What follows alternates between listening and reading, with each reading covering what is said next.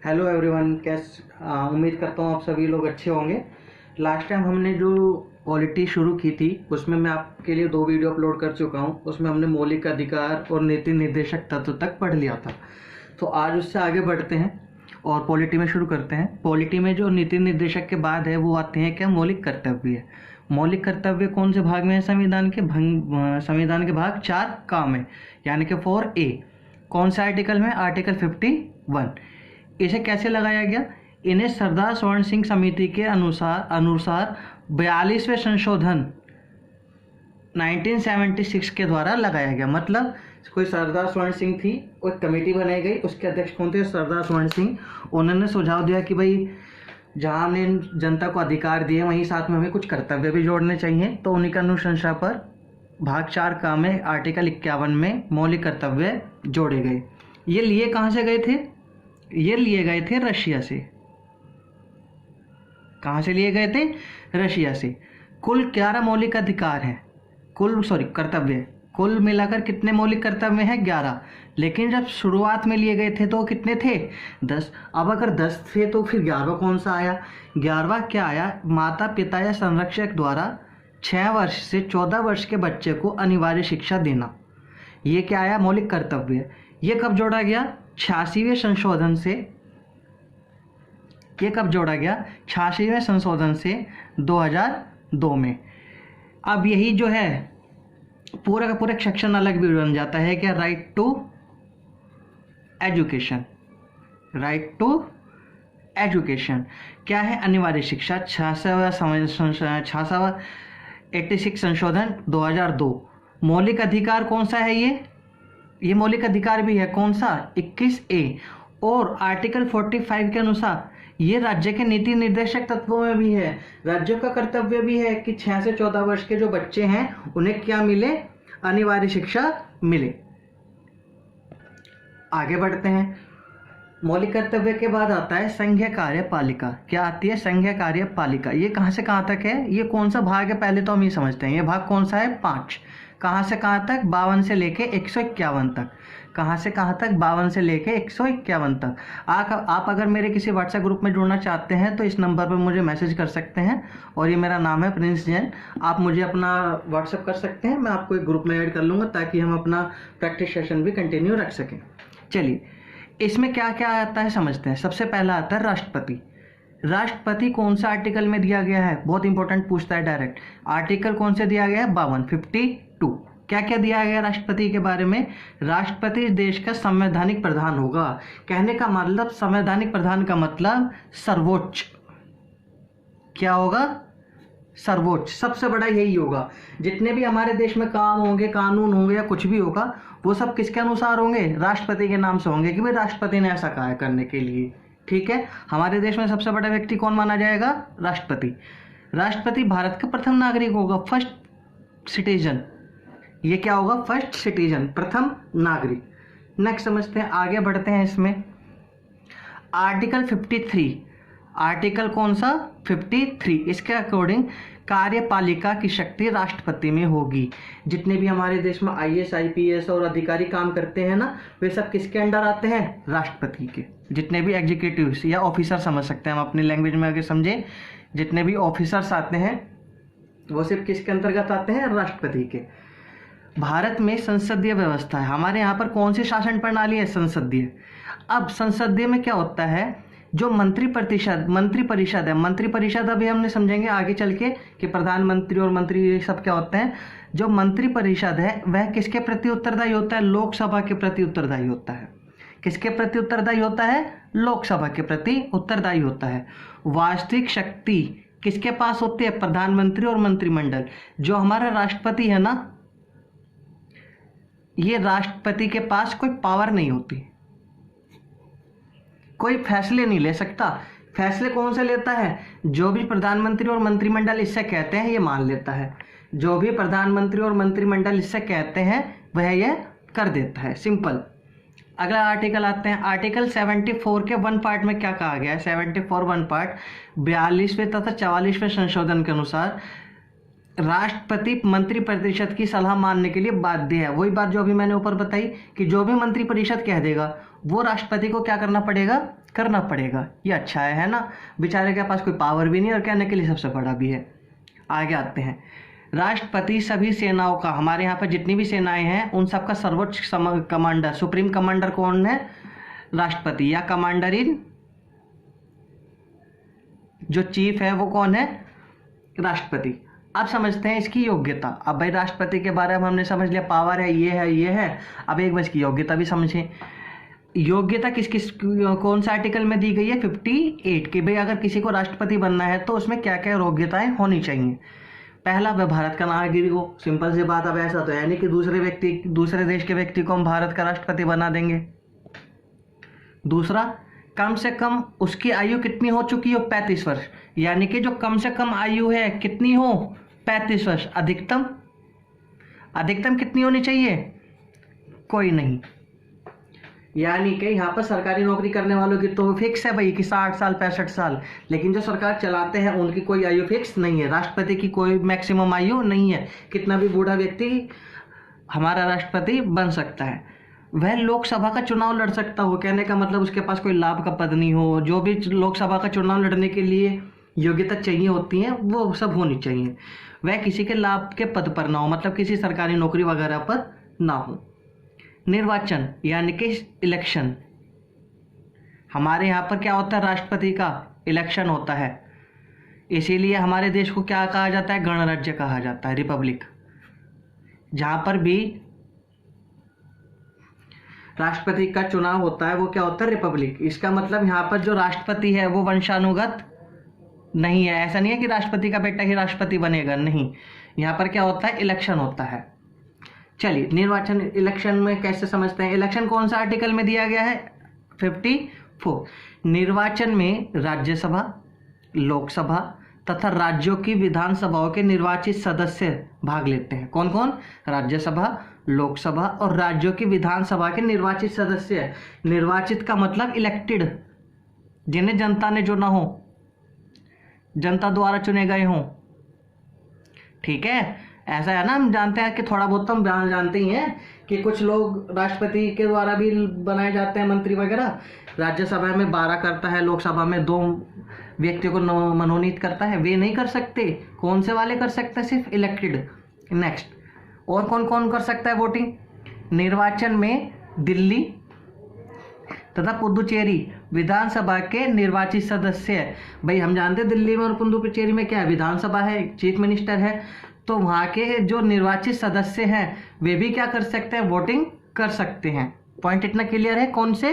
निर्वाचित, इलेक्टेड। अगला, आप देखते हो जब कोई पर्चा भरने जाता है इलेक्शन का तो उसके साथ में बहुत तामझाम होता है, कोई भीड़ होती है।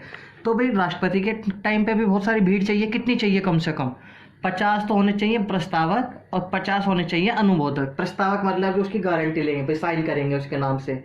50 ये है कि हाँ हम इसके साथ में हम इसको वोट देंगे, इस तरीके से।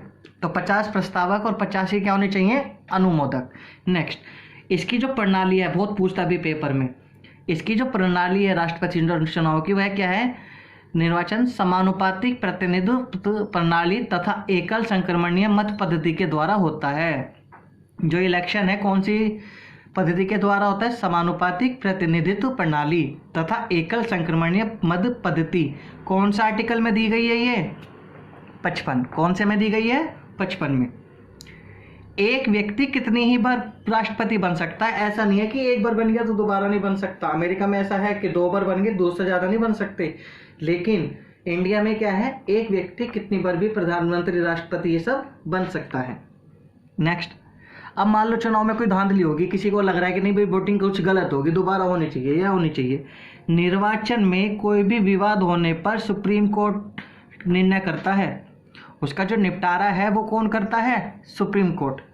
अगर कोई भी तुम्हें लगता है गड़बड़ी हुई है या तुम ये चाहते हो कि नहीं भाई ये व्यक्ति सही नहीं हुआ, कुछ भी है, तो इस सारे का निपटारा कौन करेगा? Supreme court. ठीक है। अब मान लो कोई व्यक्ति राष्ट्रपति बन गया और उसने कोई फैसला दे दिया और फिर पता चला अरे इसके इलेक्शन में तो कुछ गड़बड़ हो गई थी, इससे तो राष्ट्रपति नहीं होना चाहिए। तो अगर निर्वाचन उसका अवैध हो गया, मतलब इलेक्शन कैंसिल हो गया, तो ऐसा नहीं है कि उसके कार्य भी अवैध हो जाएंगे। नहीं, जो वो करके चला गया वो तो ठीक है, फिर अगर आदमी गलत भी चुन लिया गया कोई बात नहीं, उसने काम कर दिया ना, जो कर दिया तो कर दिया, अब वो बदला नहीं जाएगा, अब वो अवैध नहीं माना जाएगा। इतना पॉइंट क्लियर हुआ। चलिए आगे बढ़ते हैं। भाई राष्ट्रपति को शपथ, अब मान लो उसका इलेक्शन हो गया, अब राष्ट्रपति को क्या लेनी है? शपथ। तो राष्ट्रपति को जो शपथ है वो कौन दिलाता है? सुप्रीम कोर्ट का जज। कौन सा जज? चीफ जज। और मान लो सुप्रीम कोर्ट का जज ना हो तो फिर हाई कोर्ट के चीफ जज, जो भी हाई कोर्ट का बुलाना हो फिर मंगा लो। लेकिन जो पेपर में सबसे ज़्यादा दिया जाता है वो यही रहता है कि राष्ट्रपति को शपथ कौन दिलवाता है? चीफ जज ऑफ इंडिया। नेक्स्ट, त्याग पत्र। मान लो अब उसे छोड़ना है अपना पद, वैसे तो कोई छोड़ता नहीं है लेकिन फिर भी मान लिया हमने उसे छोड़ना है, तब वह अपना त्याग पत्र किसको देगा? उपराष्ट्रपति को। राष्ट्रपति अपना त्याग पत्र किसको देता है? उपराष्ट्रपति को। नेक्स्ट इंपॉर्टेंट, अब मान लो वो खुद से छोड़ने के लिए तैयार नहीं हो रहा तो हम जबरदस्ती छुड़वा देंगे। फिल्म का डायलॉग हो तो ना, या तो तुम छोड़ दो या हम छुड़वा देंगे, ऐसे ही है। अगर खुद छोड़ना चाहे तो ठीक है, त्याग पत्र किसको दे दो? उपराष्ट्रपति को। अगर खुद नहीं छोड़ रहा और हम हटाना चाहते हैं तो उसकी क्या प्रक्रिया होती है? महाभियोग। इंग्लिश में क्या बोला जाता है? इम्पीचमेंट। इम्पीचमेंट ये किस आर्टिकल में दिया गया? आर्टिकल 61। अच्छा, हटा कब सकते हो? ऐसा थोड़ी है कि तुम्हारी मर्जी, तुम्हें वो अच्छा नहीं लग रहा, तुम्हें उसका कलर पसंद नहीं आ रहा तो तुम हटा दोगे, नहीं। केवल कब कर सकते हो? जब वो संविधान का अतिक्रमण कर रहा हो। कहने का मतलब संविधान का उल्लंघन। संविधान का क्या कर रहा हो? उल्लंघन। अगर वो संविधान का पालन नहीं कर रहा है तो तुम उसको हटा सकते हो। ये प्रोसेस लिया कहाँ से गया है? यूएस से। जो इम्पीचमेंट है, जो महाभियोग है, वो कहाँ से लिया गया है? यूएसए से। अब इसकी प्रक्रिया क्या है? प्रोसेस क्या है? मान लो तुम हटाना चाहते हो तो तुम क्या करोगे? संसद के किसी भी सदन में प्रस्ताव ले आओगे। किसी भी सदन में क्या ले आओगे? प्रस्ताव ले आओगे। लेकिन अब एक बार बताओ, हमें तो हम सारे काम किसके नाम से करते हैं? राष्ट्रपति के नाम से। तो अगर आपको उसे हटाना है तो राष्ट्रपति को क्या करना पड़ेगा? 14 दिन पहले सूचना देनी पड़ेगी। 14 दिन पहले क्या देनी पड़ेगी? सूचना, कि भाई हम तुम्हें हटाने जा रहे हैं, या तो तुम सुधर जाओ नहीं तो हम हटा देंगे। अब मान लो वो नहीं सुधरा, तुमने किसी भी एक सदन में क्या करा? प्रस्ताव दे दिया। अब प्रस्ताव लाने के लिए भी कम से कम कितने व्यक्ति होने चाहिए? 1/4। ऐसा नहीं कि मान लो 250 व्यक्ति हैं, 240 व्यक्ति हैं, 240 में एक ने हाथ उठा जाए, भाई हटा दो राष्ट्रपति, बढ़िया नहीं लग रहा। नहीं, ऐसा नहीं है। कम से कम कितने सदस्य चाहिए? 1/4। 1/4 कौन से? जिस सदन में तुम लाए गए हो। अगर लोकसभा में लाए हो तो लोकसभा के 1/4, अगर राज्यसभा में लाए हो तो राज्यसभा का 1/4। ला किसी भी सदन में सकते हो। अब होगा क्या? तुम तो 1/4 से ले आए, फिर उसे पास होना चाहिए। पास कितने से होना चाहिए? 2/3 मतों से पास होना चाहिए। देखो, लाने के लिए तो 1/4 मत चाहिए, और पास होने के लिए फिर कितने मत चाहिए? 2/3। इसे क्या बोलते हैं? स्पेशल बहुमत। वाह, क्या नाम दिया है मैंने, स्पेशल बहुमत, यानी कि स्पेशल मेजोरिटी। अब मान लो तुम 1/4 से ले आए भी, 2/3 से पास भी हो गया। अब ऐसा नहीं कि हट गया, नहीं। अब जो तुमने आरोप लगाए हैं ना, तो दूसरा सदन उसकी जांच करेगा। अगर तुम राज्यसभा ने आरोप लगाए हैं तो लोकसभा जांच करेगा, अगर लोकसभा ने आरोप लगाए हैं तो राज्यसभा जांच करेगा।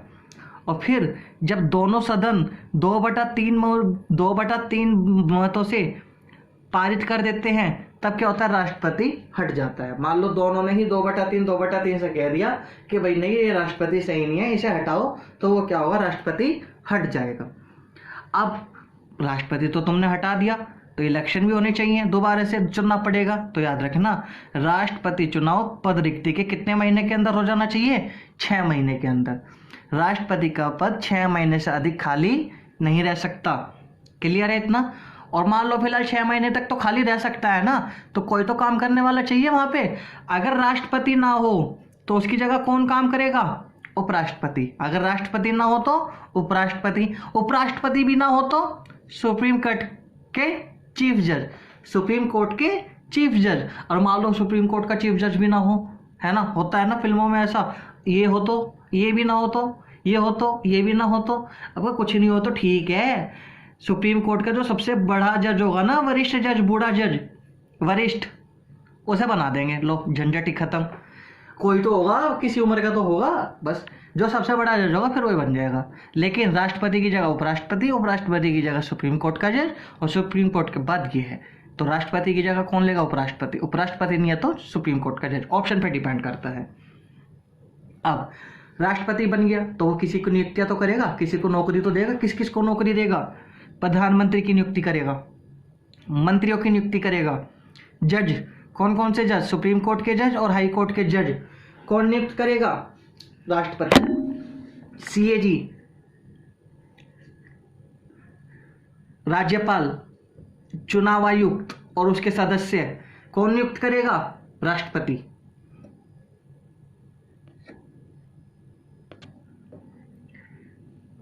महान्यायवादी यानी कि अटॉर्नी जनरल, अंतरराज्य परिषद के सदस्य, मान लो दो राज्यों में बहस हो गई तो उनके लिए कोई परिषद तो बनानी पड़ेगी, कोई कमेटी तो बनानी पड़ेगी, उसका गठन भी यही करेगा। यूपीएससी के सदस्य, जो डीएम आईएएस आईपीएस की परीक्षा लेता है, जो उसके सदस्य हैं उसकी भी जो नियुक्ति कौन करेगा? राष्ट्रपति। यूनियन टेरिटरी के कमिश्नर, जो यूनियन टेरिटरीज होती हैं केंद्र प्रशासित प्रदेश जैसे चंडीगढ़ है, इनके जो कमिश्नर हैं वो भी कौन करेगा? राष्ट्रपति। वित्त आयोग के सदस्य, जो वित्त आयोग के जो सदस्य होंगे उनकी नियुक्ति भी कौन करेगा? राष्ट्रपति। भाषा आयोग के सदस्य, पिछड़े आयोग के सदस्य, अल्पसंख्यक आयोग के सदस्य और जितने भी राजदूत होंगे हमारे देश के दूसरे देश में जितने भी राजदूत होंगे उन सबकी भी नियुक्ति किसके नाम से होगी? राष्ट्रपति के नाम से। ये आपको याद रखना है। चलिए आगे बढ़ते हैं। मतलब जो मेन काम है सारे के सारे कौन कर रहा है नाम से? तो राष्ट्रपति के नाम से चल रहे हैं। विधायी शक्तियां, कानूनी शक्तियां उसके पास कौन कौन सी हैं फिलहाल देखते हैं। राष्ट्रपति संसद का अभिन्न अंग है, बहुत इंपॉर्टेंट पॉइंट है। राष्ट्रपति क्या है? संसद का अभिन्न अंग। हमारी जो संसद है वो कैसे बनी है? याद रखना, संसद से बनी है 3 भाग से, राष्ट्रपति, लोकसभा और राज्यसभा। तो संसद का अभिन्न अंग कौन है? राष्ट्रपति। संसद सदस्य को जो आहूत और सत्रावसान और जो लोकसभा भंग करने का काम है वो कौन करेगा? राष्ट्रपति। मतलब जो संसद में पहला भाषण होगा वो भी राष्ट्रपति देगा, जो संसद का आखिरी भाषण होगा वो भी कौन देगा? राष्ट्रपति करेगा। मान लो सरकार गिर गई, कोई मान लो मोदी जी इस्तीफा देते हैं, देने के तो है नहीं, इतनी मुश्किल से तो बन ही रहे हैं, मान लो इस्तीफा दे दें तो लोकसभा भंग हो जाएगी, तो वो लोकसभा भी कौन भंग करेगा? संसद, राष्ट्रपति। वैसे देना नहीं चाहिए इस्तीफा, कोई फायदा नहीं है देके, अच्छा काम चल रहा है। चलिए, दोनों सदनों में अभिभाषण, यानी कि जो दोनों सदन है उसमें जो भाषण है वो राष्ट्रपति देगा, उसे राष्ट्रपति को भाषण देने का हक है। लोकसभा का चुनाव के पहले सत्र, मान लो लोकसभा हुई तो उसका जो पहला सत्र है, प्रत्येक वर्ष के पहले सत्र के आरंभ में जो अभिभाषण है वो कौन देगा? राष्ट्रपति। नहीं समझ में आया ना?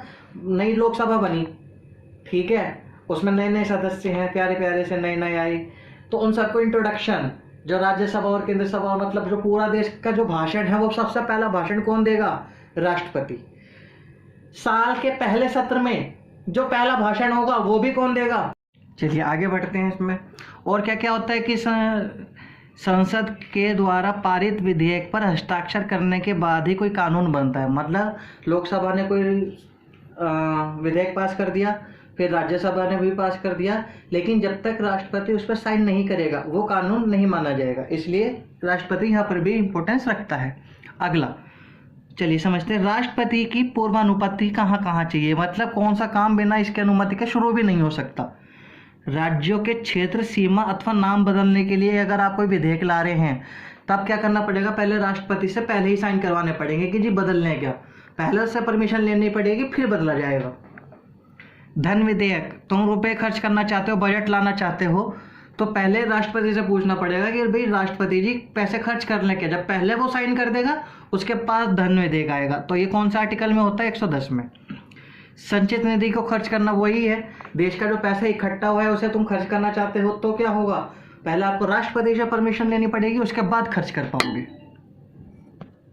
आगे देखते हैं, संयुक्त बैठक। अब मान लो कोई विधेयक एक लोकसभा में तो पास हो जा रहा है, राज्यसभा में पास नहीं हो रहा, या राज्यसभा में पास हो जा रहा है, लोकसभा में पास नहीं हो रहा, तो ऐसे में क्या करते हैं? संयुक्त बैठक बुला देते हैं कि लोकसभा और राज्यसभा, लोकसभा और राज्यसभा दोनों को क्या कर लेते हैं? मिला लेते हैं। इनके दोनों जो सदस्य हैं मिला लिए जाते हैं, तो इसे क्या बोला जाता है? संयुक्त बैठक। इसे भी कौन बुलाएगा? राष्ट्रपति। और ये कौन सा आर्टिकल में दी गई है? 108 में। पॉइंट समझ में आया? अगला देखते हैं, राष्ट्रपति किसे किसे मनोनीत करता है। ठीक है, मनोनीत का मतलब सदस्य बनाता है ना लोकसभा का और राज्यसभा का, तो कौन कौन सा है? आर्टिकल 331 के अनुसार लोकसभा में 2 एंग्लो भारतीय यानी कि 2 एंग्लो इंडियंस, जो अंग्रेज इंडियन है उनको।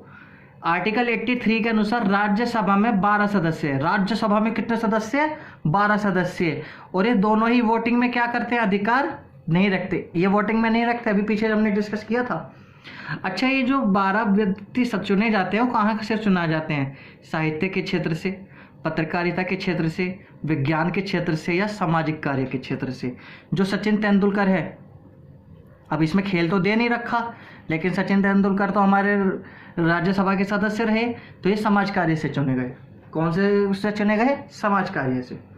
नेक्स्ट, पावर में देखते हैं इसकी पावर्स क्या क्या होती हैं। और अध्यादेश, ऑर्डिनेंस जिसको बोला जाता है।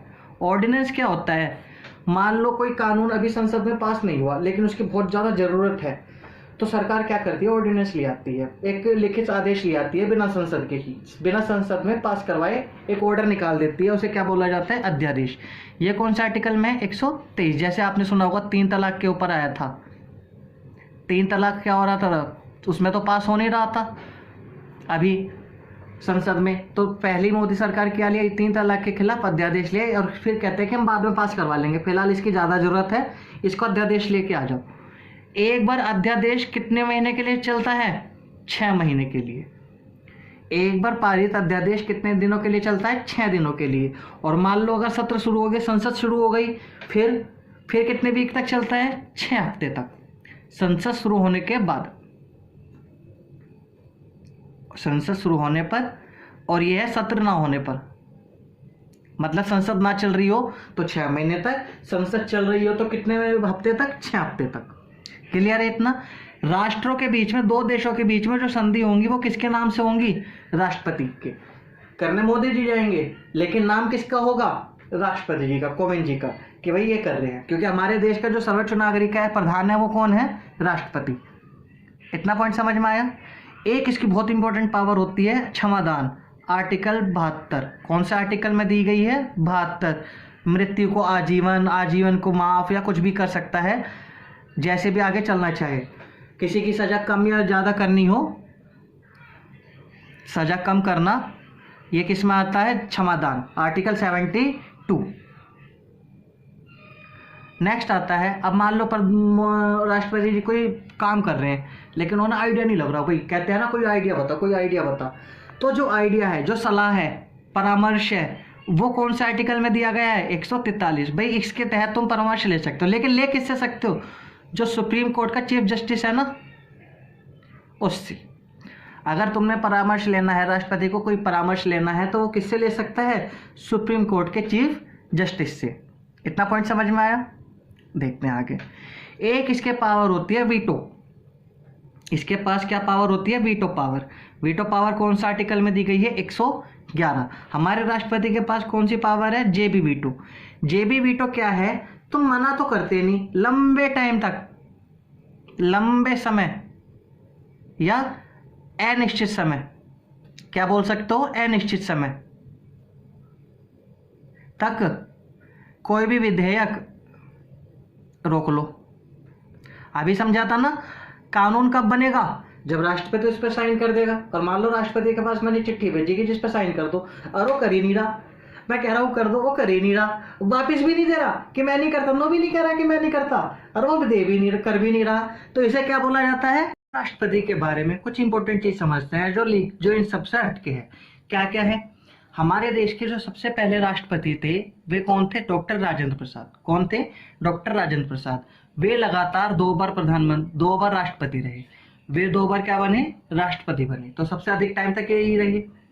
अगला, डॉक्टर एस राधाकृष्णन लगातार 2 बार राष्ट्रपति बने और 1 बार क्या बने? राष्ट्रपति बने।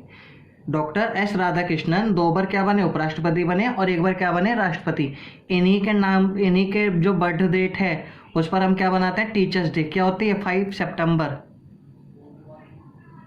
टीचर्स डे का बनाया जाता है? एस राधाकृष्णन के जन्मदिन पर। वीवी गिरी के लिए 2 बार मतदानों की गणना हुई। मतलब वीवी गिरी जब चुनाव लड़ रहे थे तो 1 बार मतगणना हो गई, लोगों ने कहा नहीं भाई कुछ गड़बड़ हो गया, दोबारा काउंट करो, तो दोबारा से काउंटिंग करनी पड़ी। तो कुल मिलाकर कितनी बार काउंटिंग हुई? 2 बार। नीलम संजीवा रेड्डी निर्विरोध राष्ट्रपति बने गए। कैसे भाई, ये खड़े हो गए, इनके अगेंस्ट किसी ने चुनाव ही नहीं लड़ा। जब किसी ने चुनाव ही नहीं लड़ा तो ये बन गया बस सीधे सीधे से निर्विरोध, कि भाई हम कोई विरोध नहीं करता, हमारी तरफ से सब बना दो, इनको राष्ट्रपति बना दो। भारत की प्रथम महिला राष्ट्रपति कौन थी? प्रतिभा देवी सिंह पाटिल। क्या नाम था? प्रतिभा देवी सिंह पाटिल, पहली महिला राष्ट्रपति। वर्तमान में राष्ट्रपति, अभी ये वीडियो हम 2020 में बना रहे हैं, वर्तमान जो राष्ट्रपति हैं वे कौन है? रामनाथ कोविंद। वे कौन है? रामनाथ कोविंद। कौन से नंबर के राष्ट्रपति हैं? 14वें नंबर के। कौन से नंबर के राष्ट्रपति हैं? 14वें नंबर के। प्रथम उपराष्ट्रपति जिन्होंने राष्ट्रपति का कार्यभार संभाला, मतलब अभी समझा था ना कि राष्ट्रपति ना हो तो उसकी जगह कौन काम करता है? उपराष्ट्रपति। तो वह कौन थे? सर्वपल्ली राधाकृष्णन। कौन थे? सर्वपल्ली राधाकृष्णन। टेम्परेरी जो बोलते हैं, टेम्परेरी इन्होंने काम संभाला। वे चीफ जस्टिस जो राष्ट्रपति का कार्यभार संभाला, अभी समझा था। मान लो राष्ट्रपति भी ना हो, उपराष्ट्रपति भी ना हो, तो कौन करेगा? Chief justice of India. वे कौन थे? मोहम्मद हिदायतुल्ला। ये पॉइंट समझ में आया? वे चीफ जस्टिस जिन्होंने राष्ट्रपति का कार्यभार संभाला कौन थे? एम हिदायतुल्ला। आगे बढ़ते हैं। अभी हमने किसके बारे में पढ़ा? राष्ट्रपति के बारे में। अब किसके बारे में पढ़ेंगे? उपराष्ट्रपति के बारे में। उपराष्ट्रपति कौन सा आर्टिकल में दिया गया है? 63। कौन से आर्टिकल में दिया गया है? 63। उपराष्ट्रपति का पद कहाँ से लिया गया है? अमेरिका से। कहाँ से लिया गया है? अमेरिका से। उपराष्ट्रपति राज्यसभा का पदेन अध्यक्ष सभापति होता है। राज्यसभा का सभापति कौन होता है? उपराष्ट्रपति। यह पॉइंट समझ में आया? याद रहेगा जी। उपराष्ट्रपति राज्यसभा का सदस्य नहीं होता, देख रहे हो, नहीं होता, लेकिन सभापति होता है, सदस्य नहीं होता। अतः इसे मतदान का अधिकार भी नहीं होता। जब सदस्य ही नहीं है तो मतदान कैसे करेगा? लेकिन क्या हुआ, मान लो 20 वोट मेरे अगेंस्ट पड़ गए, 20 की सपोर्ट में पड़ गए, अब फैसला तो हो नहीं रहा, आधे आधे वोट बढ़ गए, तब क्या करता है? सभापति निर्णायक मत दे सकता है। तब क्या होता है? निर्णायक मत दे सकता है। वैसे तो वोटिंग नहीं कर सकते, लेकिन अगर मामला फंस गया, बीच में आ गया, तो किसी एक तरफ तो करना पड़ेगा। ऐसे केस में उपराष्ट्रपति निर्णायक मत दे सकता है। ये पॉइंट समझ में आया? चलिए, इसकी योग्यता क्या क्या होती है एक बार समझ लेते हैं। वह भारत का नागरिक हो, ऑब्वियस सी बात है। राष्ट्रपति उपराष्ट्रपति भारत के नागरिक नहीं होंगे तो फिर क्या फायदा होगा ऐसा? हम तो फिर से दूसरे के गुलाम मान लिए जाएंगे। अगला, इसकी आयु कम से कम कितनी हो? 35, जो राष्ट्रपति की भी थी। राष्ट्रपति किसका सदस्य बनता था? लोकसभा का। लेकिन जो उपराष्ट्रपति है वो किसके सदस्य बनने लायक होना चाहिए? राज्यसभा के। जो राष्ट्रपति था वो किसकी योग्यता रखना चाहिए था? लोकसभा की। लेकिन जो उपराष्ट्रपति है वो किसकी योग्यता रखना चाहिए? राज्यसभा की। किसी भी लाभ के पद पे ना हो, मतलब किसी सरकारी नौकरी वगैरह पर ना हो। अब इसका जो इलेक्शन है वो कैसे होगा? दोनों सदनों के सदस्य करेंगे, लोकसभा और राज्यसभा दोनों, लोक प्लस राज्य। अच्छा, अब इसमें जो सदस्य होंगे ना वे मनोनीत वाले भी होंगे, जो चुने और जो निर्वाचित हैं वे भी होंगे, और जो मनोनीत हैं वे दोनों होंगे। इसमें कौन से सदस्य होते हैं? दोनों तरह के, जो इलेक्टेड है वे भी और जो नॉन इलेक्टेड है वे भी। इसमें कौन सी प्रणाली अपनाई जाती है? आनुपातिक प्रतिनिधित्व पद्धति के अनुसार एकल संक्रमणीय मत पद्धति, वही जो राष्ट्रपति के में मिली थी। यही किसके में मिली थी? राष्ट्र के में मिली थी। शपथ, राष्ट्रपति उपराष्ट्रपति को कौन शपथ दिलवाता है? राष्ट्रपति। राष्ट्रपति को किसने? उपराष्ट्रपति ने। और उपराष्ट्रपति को किसने? सॉरी, ये गलती हो गया। राष्ट्रपति को किसने इसका शपथ दिलवाई थी? चीफ जस्टिस ने। चलिए, उपराष्ट्रपति को राष्ट्रपति शपथ दिलवाता है। नेक्स्ट, अगर त्याग करना हो, उपराष्ट्रपति अपना त्याग पत्र किसे देगा? अगर पद छोड़ना चाहता है तो किसको कह के छोड़ दे? राष्ट्रपति को कह के छोड़ दे कि भाई मैं तो छोड़ रहा हूँ। लेकिन मान लो अगर वो ना छोड़ रहा हो, फिर वही बात आ गई, इतने आसानी से कौन पद छोड़ता है? अब अगर वो नहीं छोड़ रहा हो तो क्या करेंगे? राज्यसभा तथा लोकसभा दोनों के बहुमत से छोड़वा देंगे। राज्यसभा भी बहुमत से कह दे कि छोड़ दे, और लोकसभा भी अगर बहुमत से कह दे कि छोड़ दे, तो क्या करना पड़ेगा? राष्ट्रपति को अपना पद छोड़ना पड़ेगा। अब मान लो कोई पेच फंस गया, कोई केस हो गया, कोई मामला फंस गया उपराष्ट्रपति के चुनाव में या कहीं पे भी, तो उसका जो निपटारा होगा, उसका जो विवाद है, वो भी कौन निपटाएगा? सुप्रीम कोर्ट ही देखेगा। वो भी कौन देखेगा? सुप्रीम कोर्ट ही देखेगा। उम्मीद करता हूँ ये आपको कुछ अच्छे से समझ में आया होगा। आप इसके नोट्स बनाइएगा, दोबारा से पढ़िएगा, इसे लिखिएगा एक बार, और आपको बहुत अच्छे से याद हो जाएंगे। और बहुत ही इंपॉर्टेंट पॉइंट है जो आपके एग्जाम में बार बार पूछे जाते हैं। चलिए आज इसी के साथ आज इतना ही रखते हैं। Bye bye everyone, thank you.